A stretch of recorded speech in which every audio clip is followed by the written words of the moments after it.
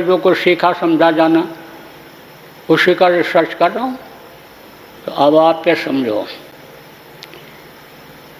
कि आगे का समय हमको कोई बहुत अच्छा नहीं दिखाई पड़ रहा है, खराब समय दिखाई पड़ रहा है।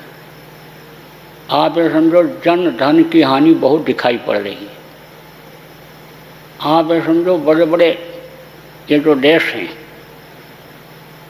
ये एकदम से बिल्कुल खत्म के कगार पर दिखाई पड़ रहे हैं। भारत देश का ये जो बॉर्डर है जहाँ पर है उससे बहुत दूर दिखाई पड़ रहा है। कुल मिलाकर के समझो कि पूरे विश्व की आबादी कम होगी। आप ये समझो कि खराब समय आएगा। भारत का उतना नुकसान तो नहीं होगा, अब भी दूसरे देशों की अपेक्षा कम हो रहा है। रोग तो फैल रहे हैं लेकिन मृत्यु संख्या कम है। दूसरे देशों में रोग की अपेक्षा मृत्यु संख्या ज़्यादा है।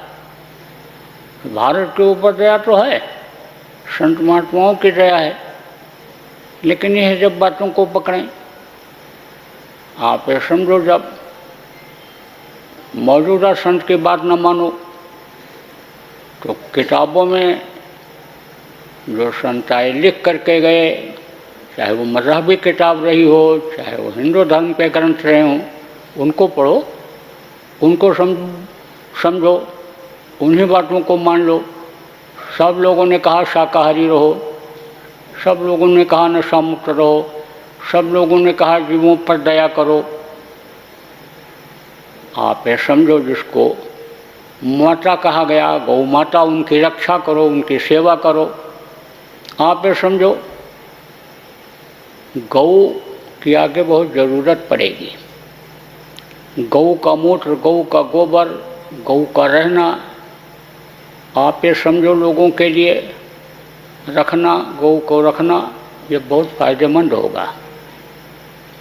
आप ये मान लो कट जाएंगी, इनको काट के खा जाओगे तो कैसे उसकी आपूर्ति कर पाओगे।